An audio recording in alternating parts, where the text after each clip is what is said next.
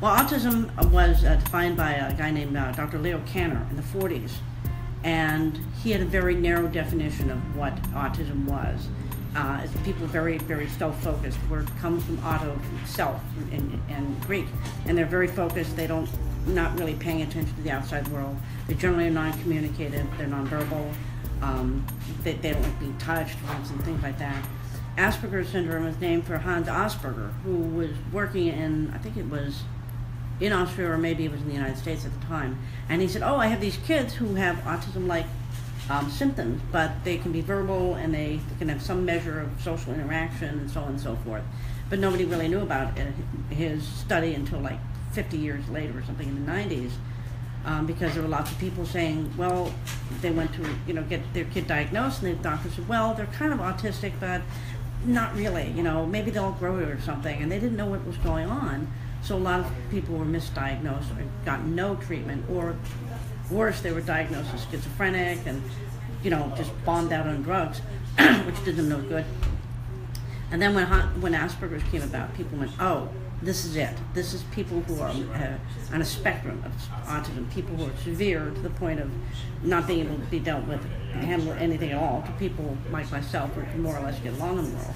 Because you're perfectly fine doing things, but you don't, is it harder to relate to people or for people to relate to you? Yes. I love you. Yeah, that's exactly right. No, it is very hard. Virtually everybody that I've met with the autism community have talked about, they said the difficulty of dealing with social interactions is very, very hard. It's very stressful. You never know what you're going to say. I kind of pinned it down. I said, what the autistic person lacks is the ability of what I call social improvisation. When you talk to someone, it's like you give them a melody, and they take the melody and they change a little bit and they hand it back to you. And there's like a jazz session. That's what a conversation's like. But when someone who's autistic, they're tone deaf.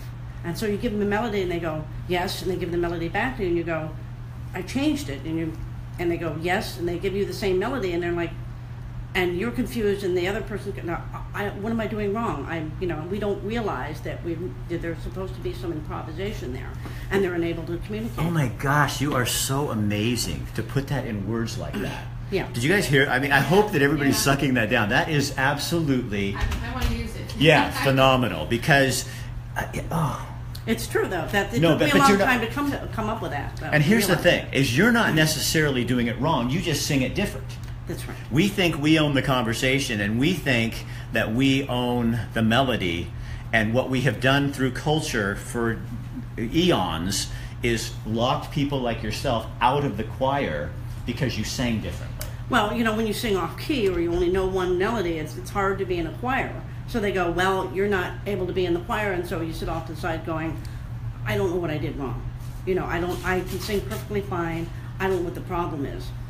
And very often in a conversation, people are left puzzled, and I go, okay, they had that weird puzzled look like, well, look at the time, gotta go, and then I wonder, what did I say wrong? So every conversation is like walking to a minefield. You don't know whether you're going to step on something and it's going to blow up in your face. So imagine living like that every day. And that's what you do? Yes. Is it lonely? It's very frustrating, yeah. It's very lonely.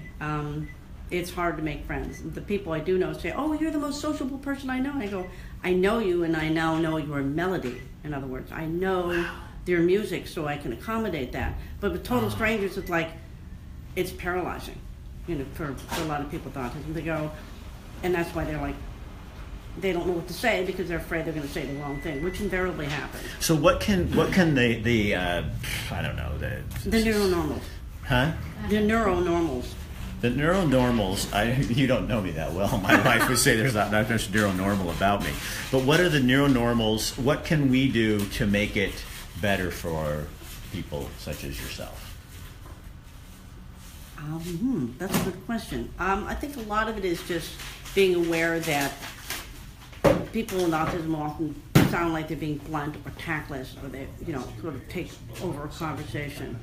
And it's perfectly, one of the single biggest complaint among autistics is, why don't these people just say what they mean?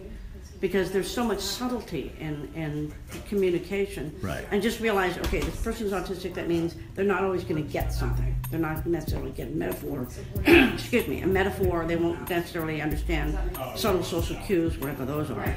Or that they will seem tactless, but they're not. They're being blunt because they don't have that filter of I have to be discreet or I have to say this in a subtle way.